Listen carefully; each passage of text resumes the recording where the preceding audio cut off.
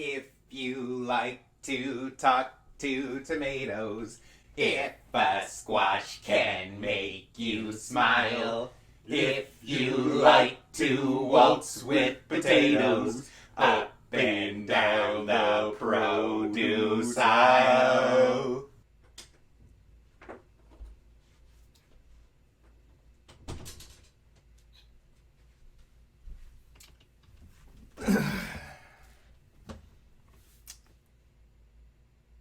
Have we got a show for you? How's it going, Tube Tech students? It's your boy Diddles, and I would like to welcome you back to another reaction video. Now today, we have Saber Spark's video, What Ruined Veggietales? The Tragic Fall of Bob and Larry. Now, not many of you know this, but I am a big fan of Veggietales, and I am a huge fan of Saber Spark. So when I heard that he was doing this, I was so excited. I waited for months on end. I could not wait for this to come out, and now that it's here, I don't want to stall. I want to jump right in. So, short intro. What do you say we go ahead and jump right in? You stay right there, Junior. Say boo. What do you say we go ahead and jump right in 3, 2, 1, go. Okay, Larry, it's time for the theme song. Oh boy. Yeah, Bob. What do I do? Oh, Let's Saber see. Spark. I know. You play the guitar. Bob, I don't have any hands. Oh, you're right. Oh, Well, such okay, nostalgia. well, you play this. This is You wanna so. play that? This is already Well, so let's well do it. made, Oh, and I come love on. it. It'll be fun. Nope. Not gonna do it. It's for the kids. Oh, okay. Yo, They better I'm not ready. laugh. The All right, the better get nostalgia out is there. real. The nostalgia is real with this one. Hey Larry, what's up, boy? Come at me, buddy. Come on. A few months ago, I got nostalgic for, of all things, Veggietales. And it got me to thinking, whatever happened to it? You know, Veggietales, that Christian cartoon with the CG vegetables, who would reenact stories from the Bible. Well, I looked into it. It's still What going I on. discovered It's still was going one of the strong. most disastrous failures of a studio in animation history. Folks, have I got a story for you? Hey, I did the same thing, sort of. I thought that Veggietales fell Oh, in popularity Netflix. because Oh, no. they removed God from the reboots. Something about NBC and Netflix downplaying the religious stuff. And that's why Veggietales failed, right? Oh, guys. Maybe not still going strong. There Let is me go ahead so and much rephrase more to it than that. On one hand, you have a don't show like that the was colored truly irises. I groundbreaking don't. on multiple levels. Veggietales was the most successful Christian children's franchise of Hey, all little Jonah time, and was also the most successful direct-to-video series in history. Of There course was it even a was. time when it was one of the most popular kids' video series in the world, and was Makes only sense. second to Pokemon. I guess Pikachu was a little too strong. Damn, no. Pikachu, stop. On top Not of Larry. that, VeggieTales was also a trailblazer when it came to the world of animation, and was one of the earliest computer animated franchises. Their first episode came out in December of 1993, 2 years before Toy Story. I mean, Oh, wow. we're talking about a show that was so popular that even non-Christian people would happily watch it. Believe me when I say, that's incredibly rare. More often than not, secular audiences don't really partake in Christian content. I mean, Yeah. to which I can't imagine why. It's so good. Don't you want to watch Bible Man? As Bible Man. No, please. No, please. Not Bible Man. Anything but Bible Man, please. What's that? But despite the accomplishments of Which one was that? VeggieTales, I don't think it I saw also that one. suffered some devastating defeats. Again, I thought that removing God from the series was the only thing that ruined it. Oh, Larry Boy and No. the Bad Apple. Let me get the list. There was poor management, massive layoffs, failed spin-offs, unfair distribution deals, creating a movie that cost twice its original budget, Really? bankruptcy, lawsuits, and ultimately, Lawsuits? broken dreams. And whose dreams were these? Well, that would be Phil Vischer, the Oh, creator damn, of Phil. Big Idea Entertainment and VeggieTales.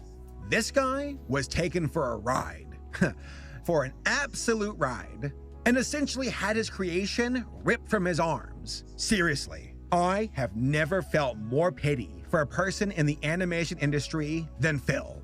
But Phil is very open about his downfall, and even wrote a book about it. It's called Me, Myself, and Bob. Oh, I gotta get my hands on that. A book that was so informative and good that I read it twice. No joke. This is the hardest I've ever gone researching a topic. I mean, I grew up with Veggietales, and it means a lot to me.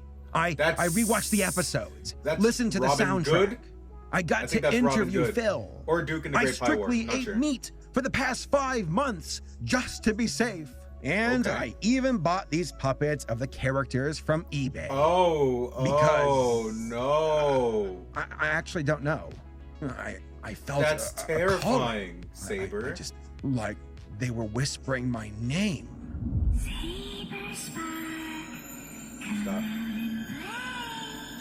Stop. Oh, okay. Oh, fuck you, Saber. So let's take a closer look. That got me. At what ruined Veggietales. I love how diluted the originals look. When it comes to the fall of Veggietales, no one played a bigger role than that of Phil Vischer, the creator of the show. Now, for the record, there's a co-creator named Mike Naraki, but we'll get to him in a bit. For now, let's talk about Phil and how this quiet, nerdy kid would go on to make history. And what better place to start than the very beginning? In the beginning, God created. Phil was born in June of 1966 in Muscatine, Iowa, and belonged to a very Christian family. Sunday service, Sunday school, Awanas, the works. Awana. Heck, Phil's great-grandfather on his mother's side was a famous radio preacher, the Reverend R.R. Brown of Omaha, Nebraska, which, let's be real here, sounds like a rapper's name. He's spitting those biblical rhymes with fire and brimstone. And you better believe if you're passing me that auxiliary chord in 1923, we're gonna be listening to RRR. Phil was a weird kid. His words, not mine. He said he loved to build things, watch TV, and that he had no shortage of weird thoughts. Thoughts that he would share and would get him in trouble with Sunday school teachers. Oh, dang. They saw Phil as a class clown and warned his parents of his behavior. According to him, he didn't want to disappoint his parents, so he became very quiet instead, but still had these weird thoughts dancing around his head. Don't do that. Instead of hanging out with other kids, Phil would play with puppets and would experiment with his family's video equipment by making stop-motion films with his toys. But when Phil turned 9 years old, something happened that would heavily impact him. His parents got divorced. This truly shook Phil to his core, and the ramifications of his parents' failed marriage would follow him for the rest of his life. It would even play a role in the rise and fall of Veggietales. Really? Legit, something broke in Phil the day his father left the family, and Phil would never look at relationships the same way again. Why trust people when they could just leave your life? Just so you know, divorce is a very big theme in this story. So keep that in mind as we move along. I will. Phil would remain with his mother and his siblings as he grew up, but the family moved to Glen Ellen, Illinois following the divorce. That's where Phil would spend his high school years and would continue to advance his skills in movie making and special effects. As a matter of fact, Phil was quickly realizing that he had a real talent and passion for understanding how things worked, specifically with films. Movies, such as Star Wars and Tron, heavily inspired him to pursue this path and to see where computers and programming could take him. He even taught himself how to use mathematical equations to make a ball bounce on his Atari 400. Really? According to Phil, quote, computers were infinitely reliable, unlike people. And then it arrived. MTV was a game changer, both for television and for Phil. See new video music you can't see anywhere else. New contests, new specials, new guest VJs, new news. He was blown away by the creative aspect of MTV and what it was bringing to the table. Music videos and content that broke all the rules. To an artist like Phil, it was a revelation. To a Christian like Phil, it was more like the book of Revelation.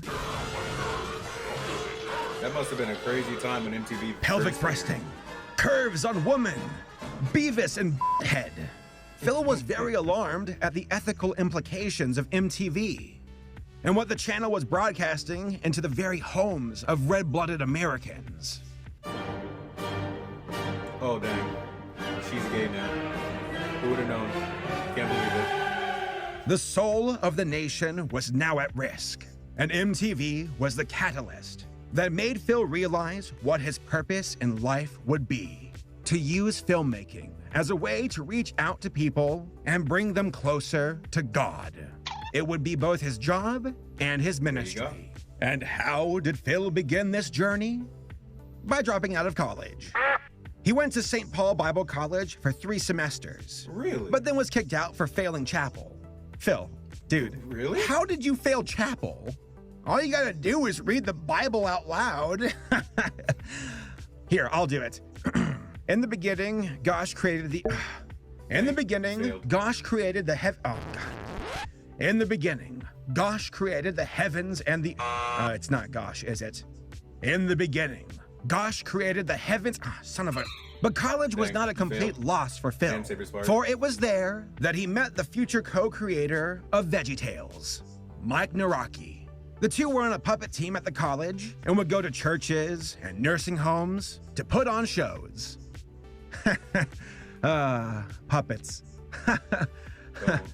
Don't do it, Saber, please. Oh, God. Saber, no, please. Oh my God.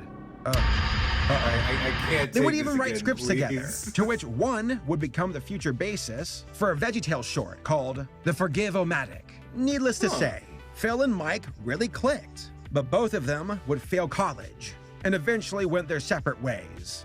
But of course, only for a bit. Their paths would eventually cross in the near future. But in the meanwhile, Phil here needed a job and went back to the suburbs of Chicago to search for one.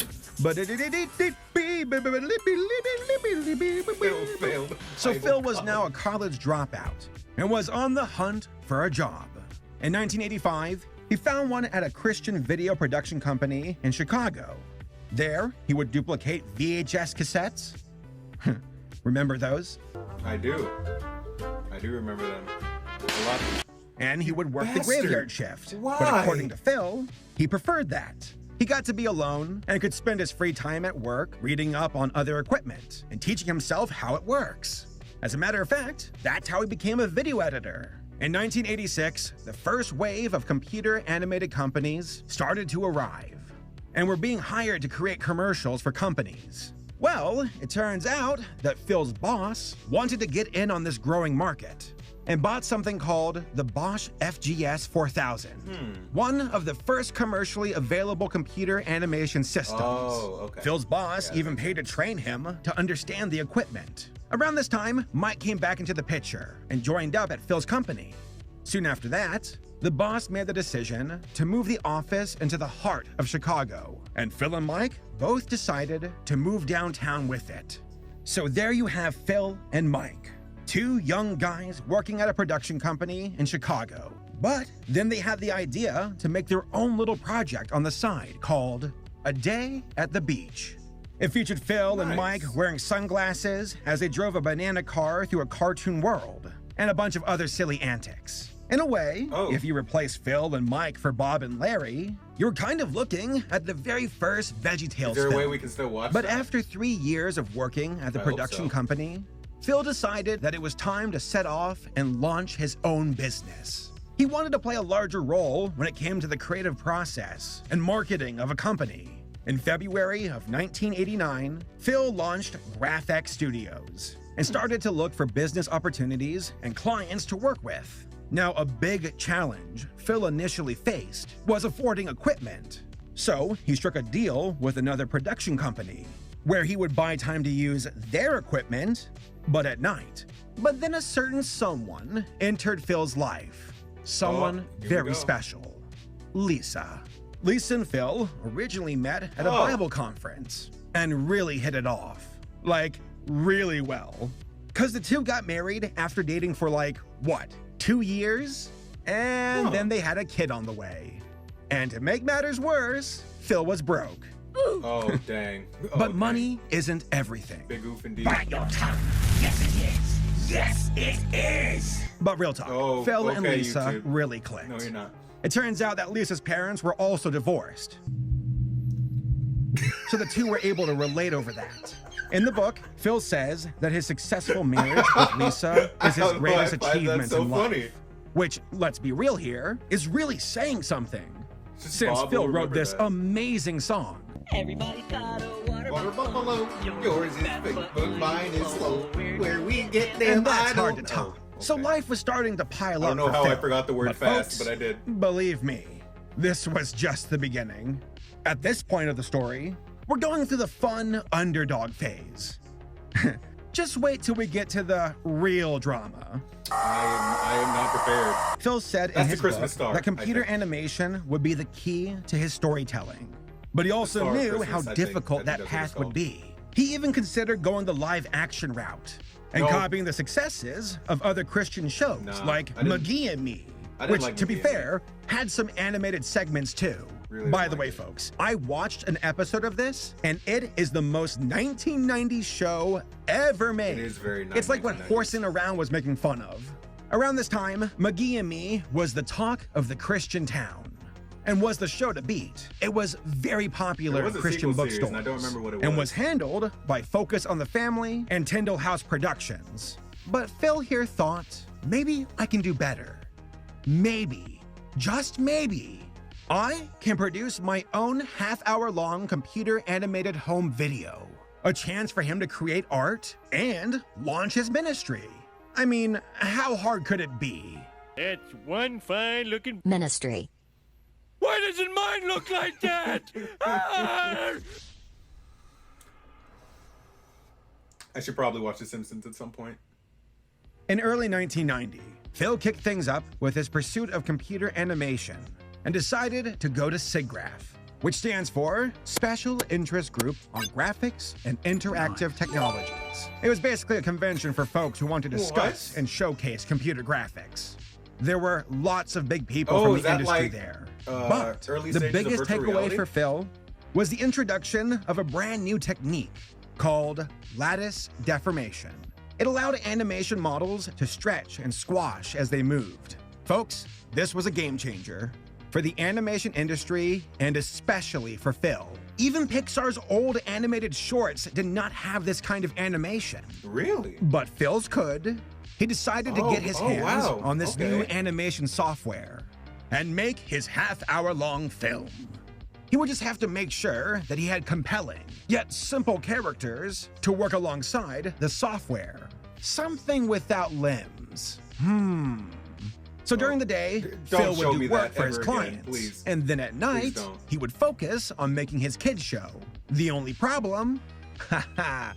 It's always a problem, isn't it? Money. The software Phil needed cost around $25,000. But his stepfather was kind enough Really? to lend him the money for the program.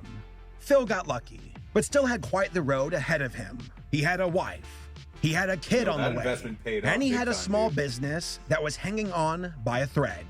But he was optimistic. He got to test out the lattice deformation for a client, and they absolutely loved it. Phil then made his own character for a test run and created Nerf Ball Guy, which was a total success. What? That ain't right. But then he realized What? that he needed characters that were even more simple. Monopod bodies, no arms, no legs. If there was going to be any effort on these characters, it was going to be focused Oh. on their eyes. And that was a brilliant decision. It really Considering was. that most CG characters at the time had rigid eyes that lacked expression. Phil wanted to capture the cartoony eyes from the old days of animation, like with Daffy Duck or Bugs Bunny.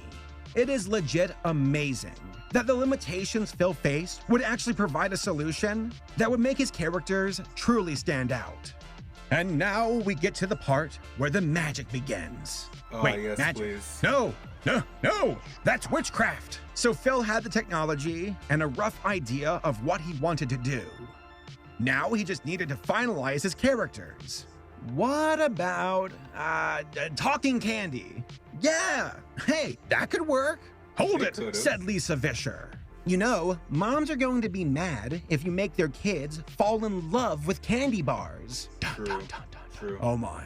She's right, said Phil. Talking vegetables would be much more palatable.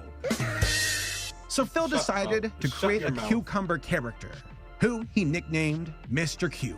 Ah, sweet. An early version of Larry. It was like part of his evolutionary process. Agumon, what Digivolve Is this Digimon? Okay, well. Phil and Mike also started to brainstorm stories for the show and thought about doing spoofs on classic literature, like The Grapes of Wrath. And it would be Mike who came up with the name for the show. Phil then went to a company called David C. Cook to see if they wanted to invest in the production of Veggietales. Now, they liked the test footage of Mr. Cuke, but they were only interested in selling the show, not funding it. Phil then went to Tyndall House, and they said the same thing. No dice. Phil was really starting to feel the burn. His kid finally arrived, but he barely had any money. Despite this, he was determined to push on with Veggietales and saw it as a call from God. And here's an interesting fun fact. Phil actually pitched Veggietales to Nickelodeon back in the day. Really? When they were on the hunt for their first 3 Nicktoons. They considered the idea, but ultimately said no. We don't do computer animation. Jimmy Neutron laughing in the distance. Well, it wasn't all doom and gloom. Yet, but Phil finally came up with Bob the Tomato and officially had his veggie duo ready to go. Heck, Phil would even go on to voice Bob, and Mike would voice Larry. After that, the two put together a short featuring Bob and Larry as a way to pitch the show to potential investors. But nobody was interested. Test animation. Got to the point where Phil could barely afford food. And for the first time since his journey began, he doubted himself. He thought maybe God was wrong on this one. But according to Phil, he got this random check in the mail for $400 from some anonymous source and saw it as a sign to keep pushing forward. So he kept at it. He even got some advice from his mother about how to portray Christianity in the show. Number 1, do not portray Jesus as a vegetable. Good call, Phil's mom. Didn't they do that years? Number 2, try not to imply that the vegetables can have redemptive relationships with God. Years down the line, didn't they make them a Don't carrot? show the vegetables praying unless they're playing the role of a historical or biblical figure. And number 3, try to communicate to kids how God made each one of them unique, and he loves them very much. She said, that is your most important message. That advice would serve Phil well as he pushed forward. But then, something amazing happened. That's what I need. Phil got $80,000 from a friend. Just a guy who was like, hey man, I really believe in what you're doing, and it needs to happen.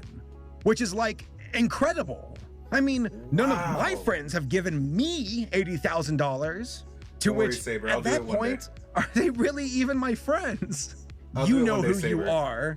One day. Strap in, folks. Things are about to take off for Phil. He got a chance to pitch his show to some Christian ministry that aired kids shows in the Middle East. This mysterious stranger from the ministry, who couldn't even reveal his name due to security reasons. Okay. Well, the guy struck a deal with Phil and said, we will pay you $110,000 in exchange for 11 episodes of Veggietales. Boom. There it is. Phil finally secured funding. And now it was time to make a show. Allow us to introduce ourselves. There we go. 1993. And the gauntlet has been thrown down. Phil and his team had to crunch out a 30-minute computer animated cartoon before Christmas. A computer animated show? Really well, that's new. Hey, Jonah, I still rep that every day, very challenging. Every day, bro. But Phil had the power of God and vegetables on his side. Okay, so what do we have to do? We need some animators. Okay, said Phil. So he hired Chris Olsen and Robert Ellis. Okay, boom, done. Next, we need some voice actors. Mike will voice half the cast. Why don't we just voice the characters? And maybe, I don't know, Lisa. Lisa, you can voice Junior. How about that? Okay, boom, done. Next, we need some music. How How about this guy named Kurt Heineke, who works as the music director at our church and has zero experience working on shows? Now, as often as Phil would run into bad luck, this was a particular occasion where Phil was very lucky, because Kurt was amazing. And in August of 1993, Phil changed the name of GraphX Studios to Big Idea Productions. And he and his friends and his family were trying their best to hype up people for the arrival of Veggietales. And would send out letters to other families and friends to get them pumped up. And honestly, real talk, that's kind of cute. Here's a letter in the mail of a cartoon cucumber that my son's making. Please watch it. No. But the Christmas deadline was quickly approaching. And by the skin of their teeth, the team was able to make their deadline. The first official episode of Veggietales was completed. Phil had a policy in mind for Veggietales: to make a Christian show that wasn't just good for Christian viewers, but for all viewers. And I truly believe that he achieved that. Like I said at the start of the video, I knew non-Christian families who loved the show and would watch it all the time. That's truly a testament to the show.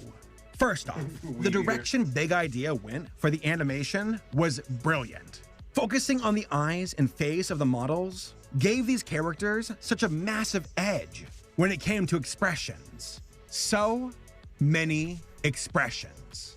Then there's the music. For a guy who was new to producing music for videos, Kurt absolutely knocked it out of the park. The songs in Veggietales are, in my opinion, genuinely fantastic. And still hold up to this very day. Music is great. While researching this video, I listened to the soundtracks on Spotify and was like, whoa, wow, these songs are catchy. Silly Songs with Larry is legit some top-notch stuff. Then there's the writing. Sometimes the episodes had original stories, and sometimes they were reenacting stuff from the Bible. The Bible? This is the Bible. You question the words of the mighty Jimmy? Regardless, the writing was always on point. It wasn't afraid to have fun, even with biblical content. Veggietales was able to put its own original spin on these tales from the Bible. That's the one I always wanted to watch, but I could never find it anywhere. Remember that story from the Bible when King David was envious of this soldier's wife and sent the guy to the front lines of a battle so he would die and David could hook up with his wife? The Bible's wild. Okay, well, Veggietales used that plot for an episode. Instead of King David, it took me years to figure out what King George was supposed to be. And instead of a woman, he wants a rubber ducky from Junior. That being said, Larry still sent the kid off to go to war. He did. And the poor kid came back with PTSD. You know, for kids. Oh, they're wearing spoons for armor. Hello, darkness, my old friend. Okay. I need to rewatch King George. And of course, the characters are a lot of fun. Bob, Larry, Junior, Jimmy, Jerry, Veggietales. Let's go, buddy. Grape, Nezzy. They all have unique, interesting, and defined personalities that work well off each other. I think For that's example, Duke in the Great Bob is the straight man, and Larry is the silly goof. Good stuff. That's a good dynamic. I don't remember there that from are even Sumo of the adult Opera. jokes in this show. Now, they're not dirty, and they went over my head when I was a kid. Why did the chicken cross the road? Weed eater. Like this bit with the IRS and how this Peach was trying to claim Larry's cookies. As an adult, I find that hilarious. And there's also plenty of references to pop culture stuff, like Star Trek or The Holy Grail. As a matter of fact, I am very certain that the humor from Monty Python was a huge influence on Phil and Mike. I fart in your general direction. Overall, Veggietales was more than just a show that used computer animation. It had strong writing, great characters, catchy music. Combine all of this with clever computer animation, and you had something that was truly one of a kind. And people were starting to notice. Phil was flown out to Nashville, Tennessee, to talk to a guy from a Christian music company called Word Records. In May of 1994, they struck a deal, and Word asked for 11 episodes, provided funding, and would be a distributor. Despite this investment of money, Big Idea was almost broke and was barely keeping its head above water, since costs were very high. In August of '94, the first 2 episodes of Veggietales finally arrived in 750 Christian bookstores. Now, as far as world records go, Veggietales was not the first half-hour-long CGI show. That was claimed by the crash test dummies. But Veggietales was the first CGI home video series and the first CGI series of any kind produced in the United States. Now, despite being the first in a few categories, initial sales were very low, and people at Christian bookstores were not really going for it. Phil even considered at this point selling Big Idea. But then Phil's lawyer said, "Hey, I have a friend who wants to give you $50,000. But in exchange, he and I get to own a % of the company." Phil said in his book that the donor and the friend of his lawyer was jokingly called Mr. Silent, since he worked remotely. This guy would also step in to help with accounting at Big Idea. So the team was growing. And with this new cash, Phil even brought on 2 more animators, Tom Dannon and Ron Smith. Ron would go on to be a key player at Big Idea, and was the guy behind a future series at the studio 321 Penguins. 321 Penguins. No way. We'll talk about that in a bit. But now, it was early 1995. Sales were still pretty low, and Phil was feeling the burn.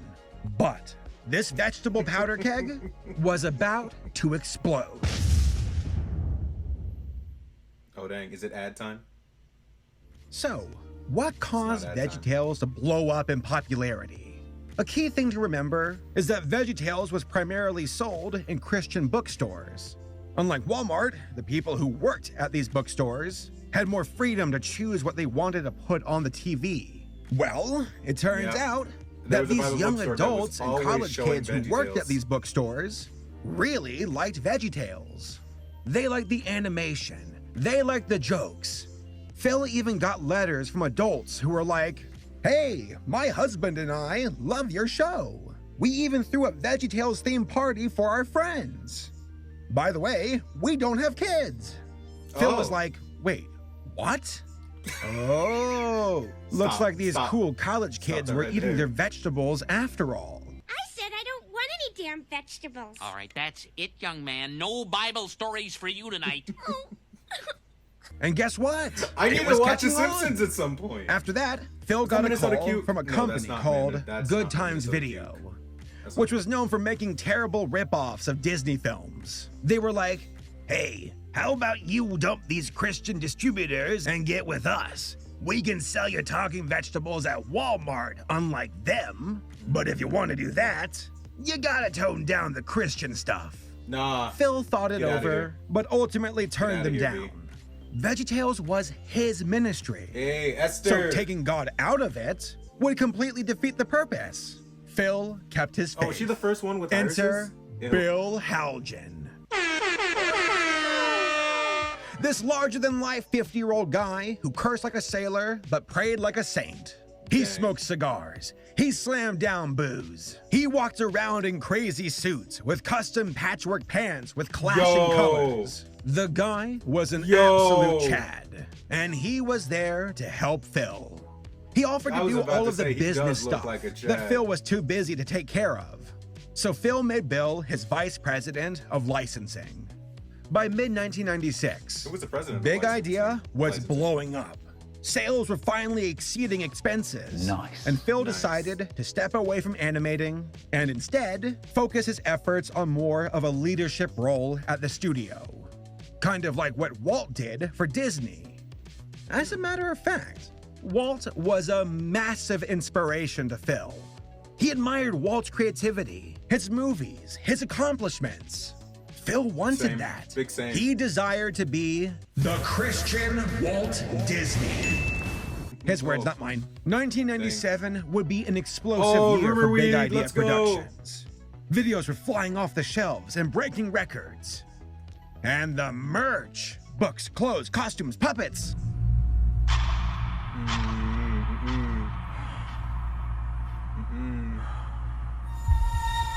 And numbers were up across the board. Phil might have stepped down from animating, but he found himself incredibly busy, rubbing shoulders with big names in the industry and getting hit up by companies who wanted a piece of that vegetable action.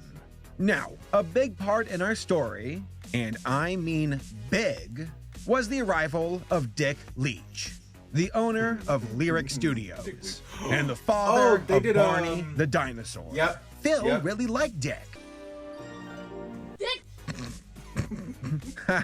And appreciated that he was a man of conviction and principle. Lyric distributed multiple franchises and would be a good pick for Veggietales, since the previous distributors were becoming more and more unappealing with their questionable business practices. With Lyric at Big Idea's back, they could become big.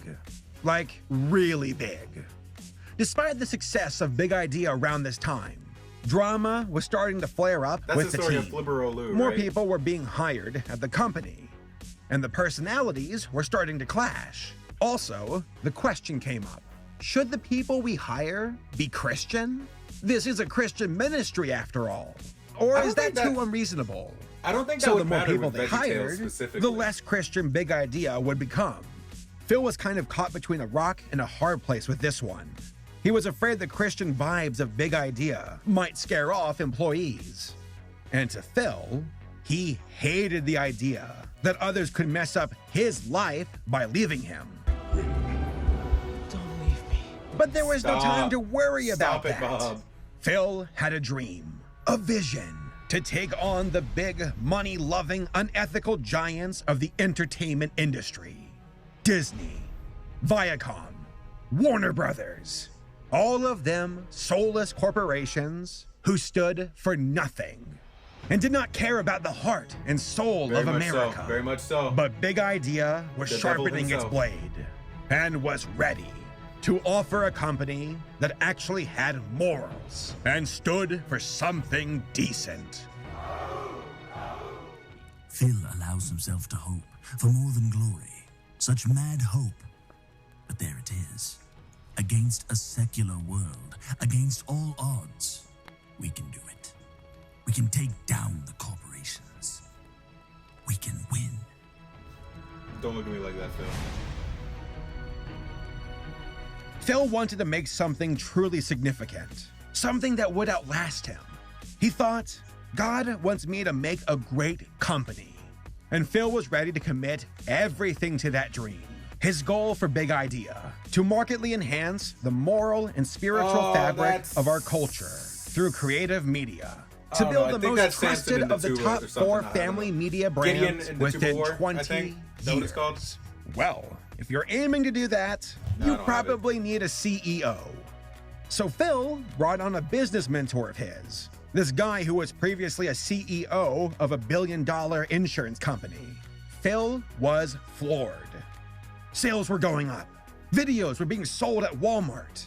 Phil was being invited to speak at conferences and conventions. Hey, there you go. And Big Idea was getting a ton of press coverage. Heck, it was getting so good that other Christian companies tried to get a piece of that vegetable pie. Bible Man, Gaither's Pond. Oh, Gaither's Pond. And of course, the critically acclaimed Joshua and the Promised Land. No! No! There would even be shows that would satirize Veggietales, such as Drawn Together, SNL, and The Simpsons.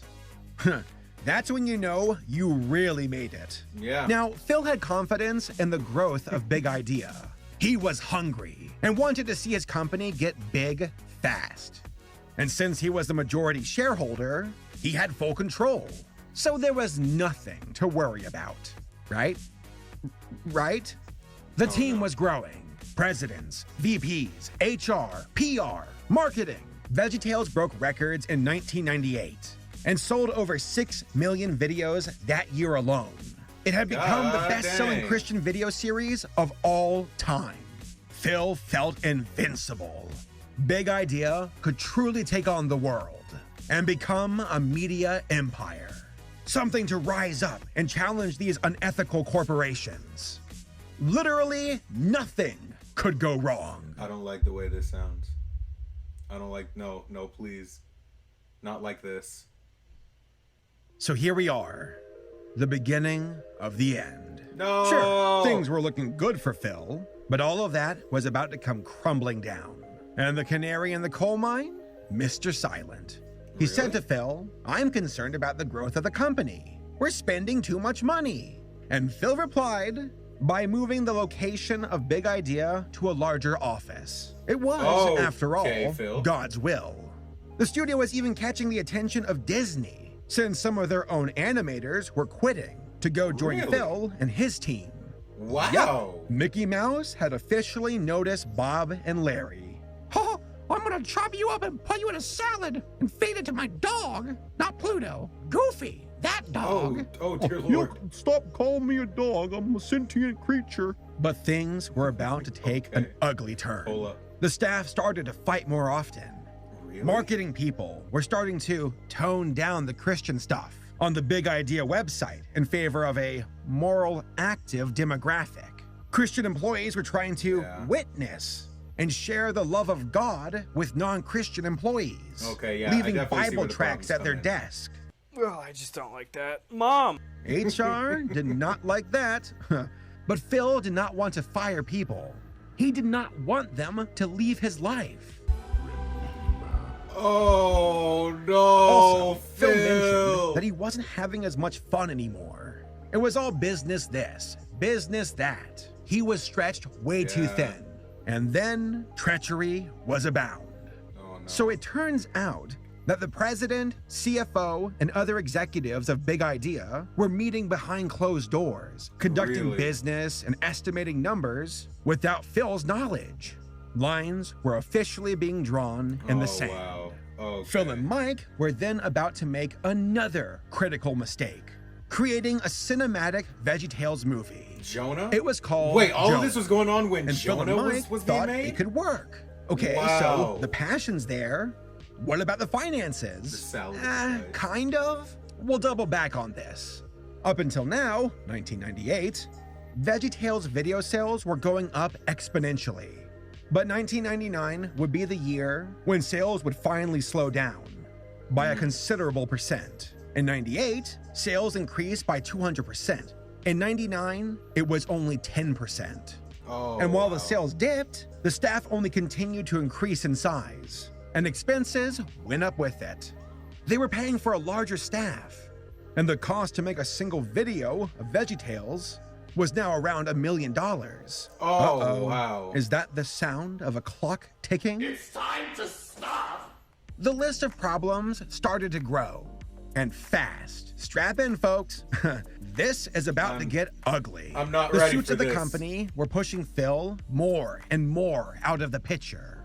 Meanwhile, employees were leaving Big Idea because it was too Christian, while other employees were leaving because it wasn't Christian enough. And then the cost of Jonah continued to rise. What they estimated to be around $7 million in production cost and $7 million in marketing would eventually cost more.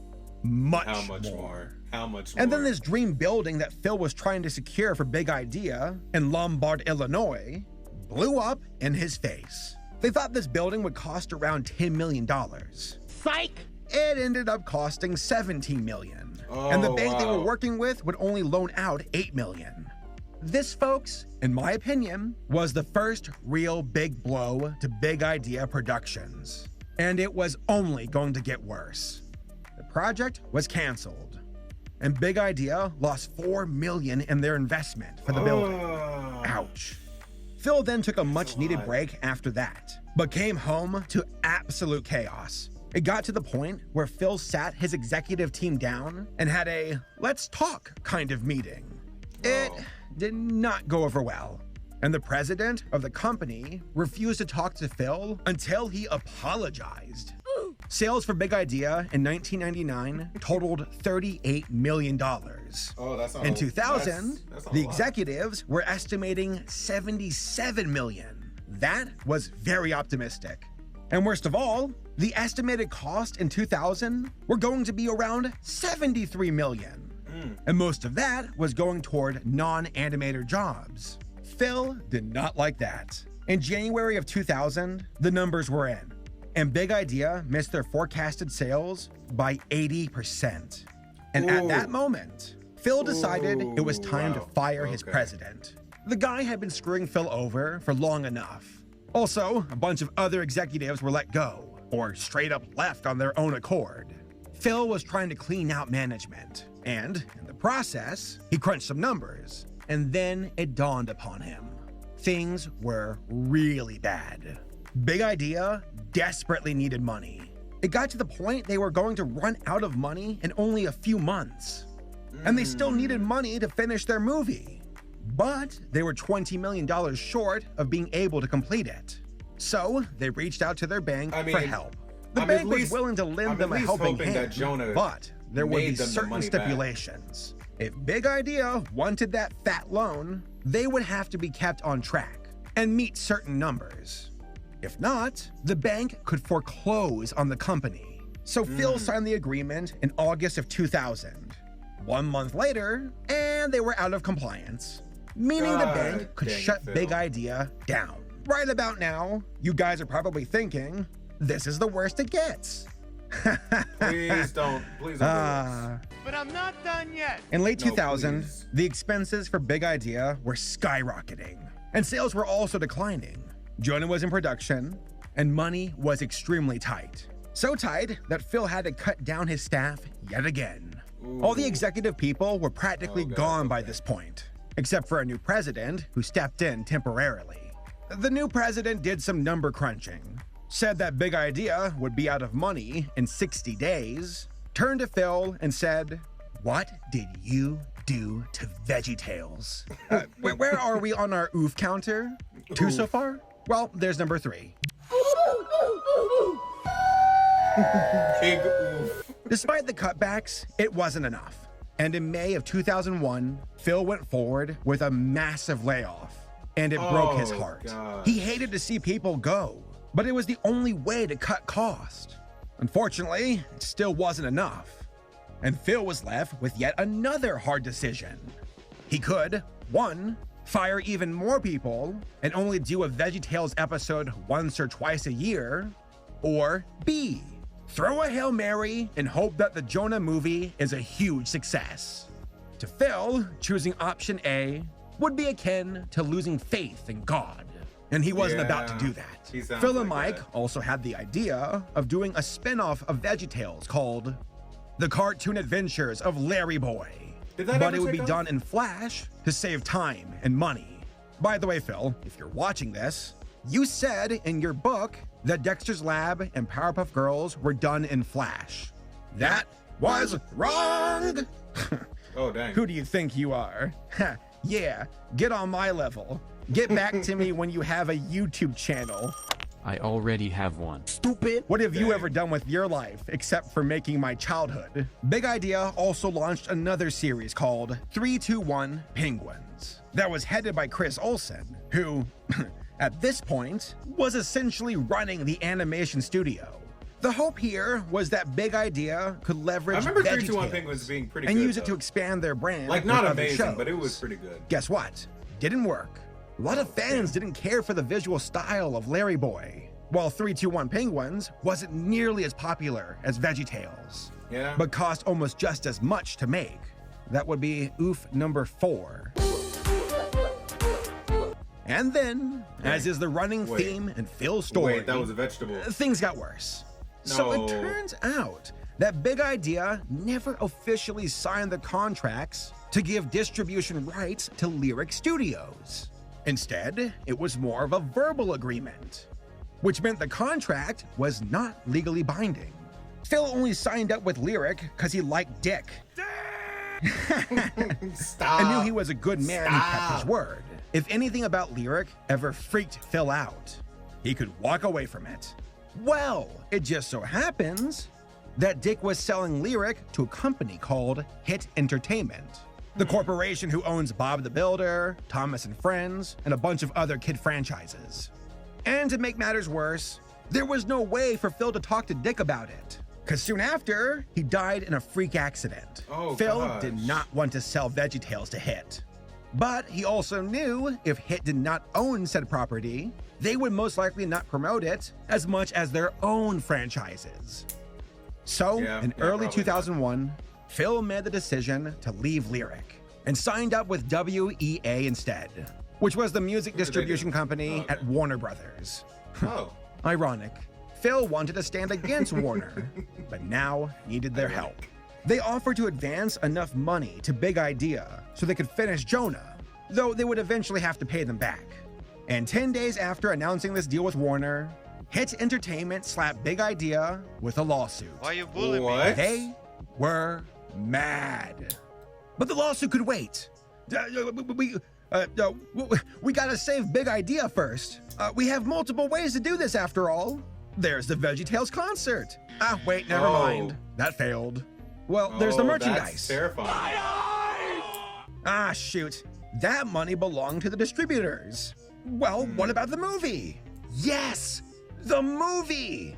Our Hail Mary of the Veggietales arsenal. This will save the company, Jonah flopped. right? Folks, are you even surprised anymore? At this point, I think you know the answer. According to Phil, Jonah needed to make at least $18 million in order for Big Idea to walk away with a profit. With fingers crossed, Jonah was released in October of 2002 and made around $25 million at the box office. Now, half of that money went to the movie theaters. Okay, that's good. And the rest of it, well, it went to the company that marketed the film. So overall, Jonah was a financial failure. And it was not going to save the company. Couple this failure with the impending lawsuit and massive layoffs, and it should be no surprise, Phil wasn't in the best place mentally. He felt like he was losing his focus with his objective for Big Idea, and everything was coming undone, but he still had faith. Phil thought God was going to save Big Idea. I hope so. Yeah, sure. It was now winter of 2002, and animators at the company were starting to leave. And instead, we're going to Blue Sky Studios to work on robots. Not the machines, the movie. Yeah, remember that film? I do. It's got Robin Williams. But whatever, Big Idea had a bigger problem to deal with. The lawsuit. Ladies and gentlemen, I welcome you all to the endgame of our story. Now, Big Idea had already burned over $2 million on legal fees so far, and begged the CEO of HIT to settle out of court.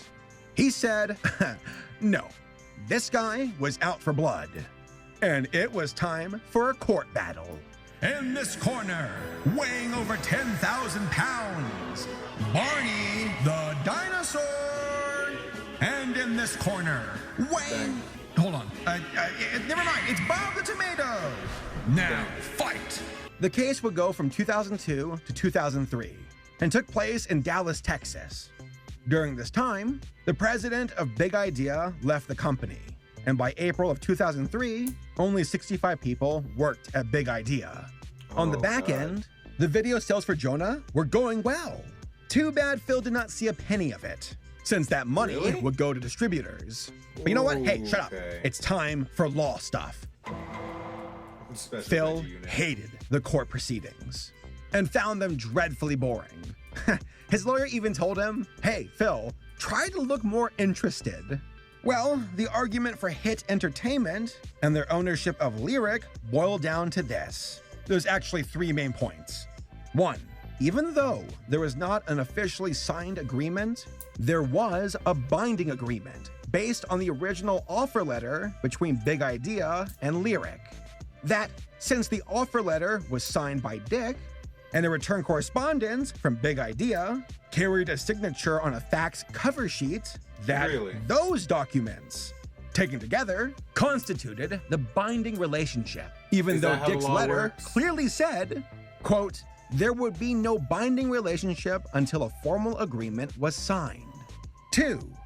Lyric's lawyers made the argument that the wording on the potential contract said, quote, approval of which Big Idea will not unreasonably withhold, and said that Big Idea was walking away from Lyric and HIT because Phil was being greedy, that he was leaving only because he wanted more money, and that was it. And that was not a reasonable cause to walk away.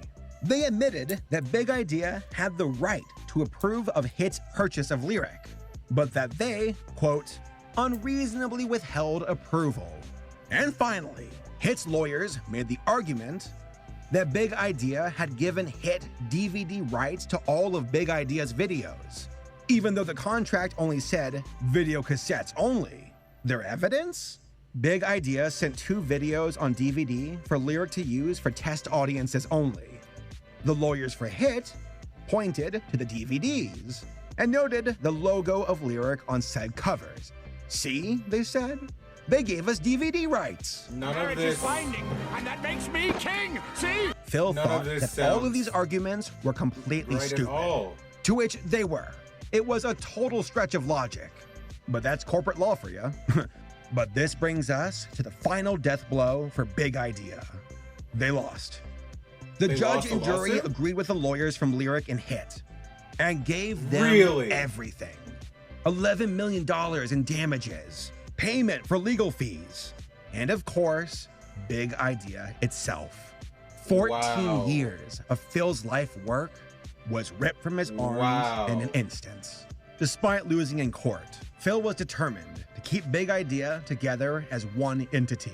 He pulled a 363 bankruptcy sale, which was a way to keep the company together and operate as one instead of being stripped for parts and sold separately. That was a smart move. So, in 2003, there was an auction for Big Idea between companies, and a bidding war ensued. The winner, a company called Classic Media, with a purchase of $19.6 million. Now Bob, Larry, the entire Veggietales cast no longer belonged to Phil. Sadly, the pain for Phil did not end there. He got angry letters from fans and from ex-employees. And ultimately, he asked himself, why? Why would God bring a dream to life only to see it die? For the record, I am going to approach the following from Phil's perspective and beliefs, so keep that in mind. Over time, Phil realized that he made a false idol out of Big Idea, that he was too obsessed with becoming big and doing it quickly, that in the shuffle of it all, he lost focus on his ministry and God. Phil's original plan was to do what he was doing for God, but according to him, he lost sight of that and only cared about his own dreams. In his book, Phil says, quote, beware your dreams. And his personal dream was to become the next Christian Walt Disney, to provide a strong option for people who want to watch movies and shows from a company with strong ethics. He had tunnel vision, and in the process of reaching for the stars, he fell. He fell hard. And you want to hear the most soul-crushing part of it all? You're not ready for this. The irony. In August of 2005, the verdict for the Lyric lawsuit was overturned in federal appeals court. But by that time, it was too late. The damage had been done. Big Idea had already been sold off, and there was no way for Phil to get it back. Hey, what did I say? You know what? I told you all. This was going to be a sad story. Well, guess what? The story does not end there. But before we move on, let's do a quick recap of the main things that went wrong for Phil and brought the original run of Veggietales to its knees. Number 1, high cost. Big Idea spent a lot of money and hired way too many people. Folks, money is the name of the game, and Big Idea, for the majority of its run, always seems short on it. Number 2, poor management. Phil admits that he does not care for being the CEO or president of a company and would rather pass that off to other experienced people. Well, that backfired because these people did not have the same goals as Phil's in mind. Instead, they had unreasonable goals that would eventually sink the company. Number 3, the movie. This was a bad idea from the get-go. It was way too much, way too soon. Very much so, very much so. Especially with the other problems in the mix. It took away manpower. It cost a ton of money. And here's the thing, the movie itself wasn't bad. If only Big Idea could have waited a few more years, then maybe the movie might have been a success. Number 4, distributors. I feel that out of all of the problems I've listed so far, This one was the most out of Phil's hands. He played by the rules and had an understanding with a guy who was cool with him. But then that guy died, and the new owners went for Phil's throat. In hindsight, maybe he should have signed a contract that he found suitable with Lyric, instead of letting things be. If he did, it definitely would have helped him in court. But ultimately, Phil blames himself. He said that his strengths built Big Idea, but his weaknesses brought it down. That he was too eager to go big, and that was his undoing. Well, you can't say he doesn't own up to it. Despite the lawsuit, bankruptcy, and auction, this was not the end for Veggietales. You see, Classic Media was now the new owner, and oh, wait, hold on. Oh, I'm wrong. Okay. They were bought by DreamWorks. Universal. Wait, no, hold on. They got bought by NBC Universal. Oh, wait, they were bought by Comcast. What just happened? So, technically, Comcast owns Veggietales. Huh. Well, Veggietales would eventually find itself on TV in a show called Veggietales on TV.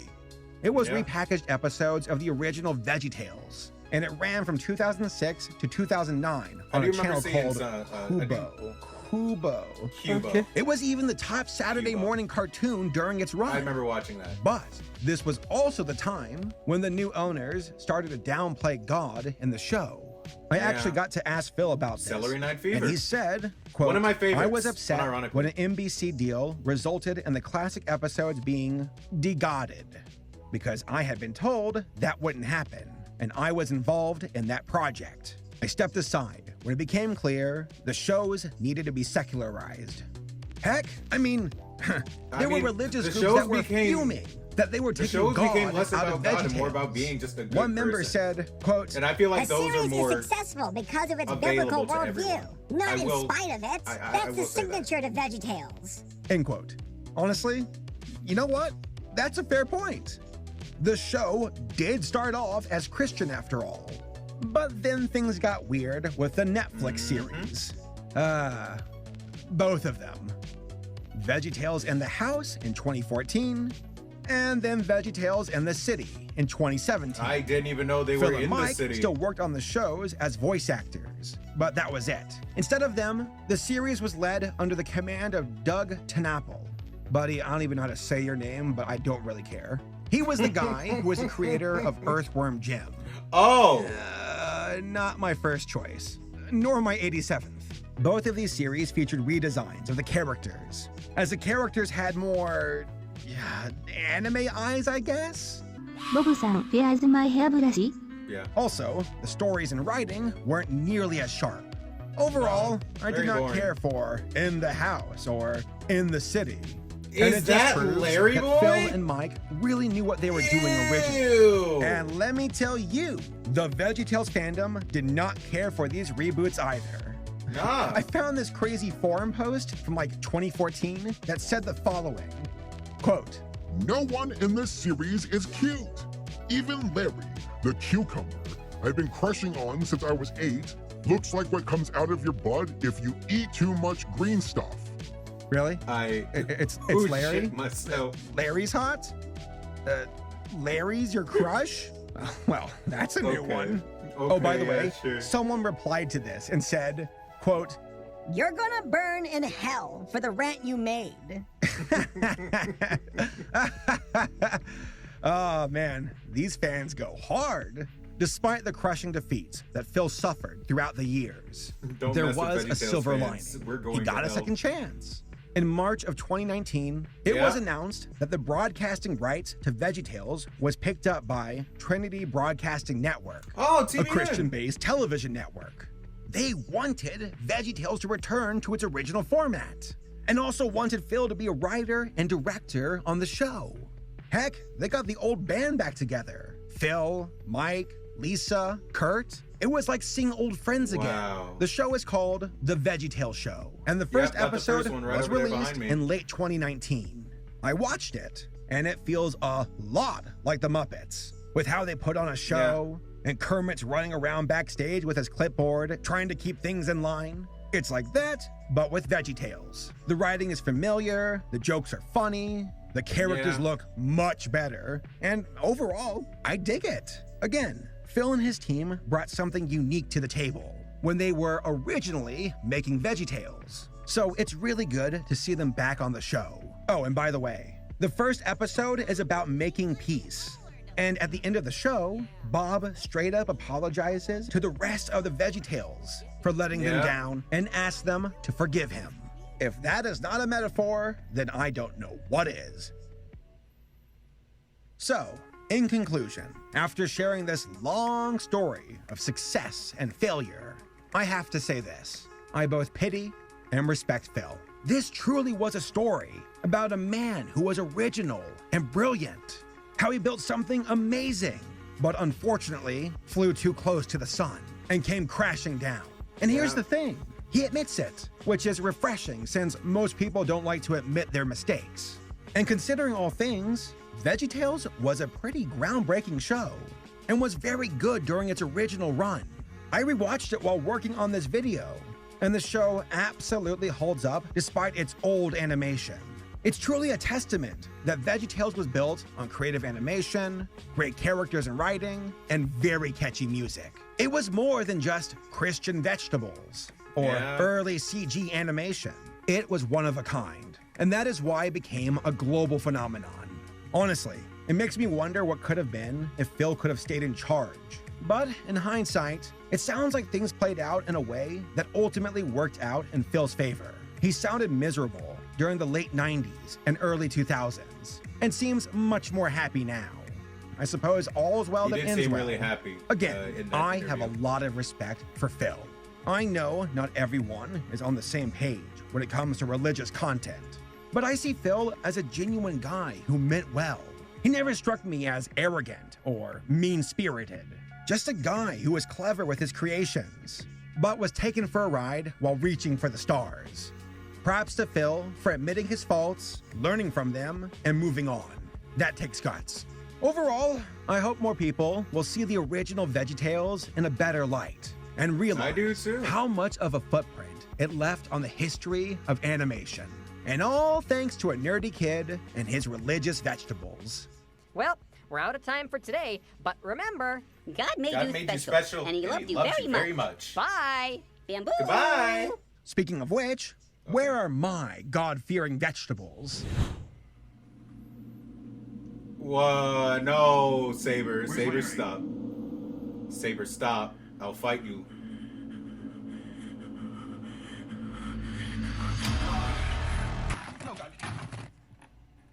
Dang. You don't drop the dang camera. I have to use that, actually.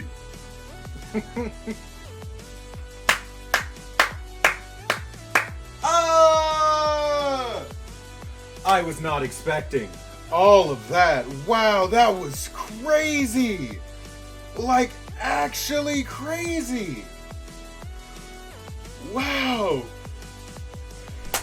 I didn't expect for, I never would have expected that Phil Vischer went through all of that. Wow. That's just straight crazy, bro. Like, that's all I can say. Veggietales went through, like, probably literal hell. Wow.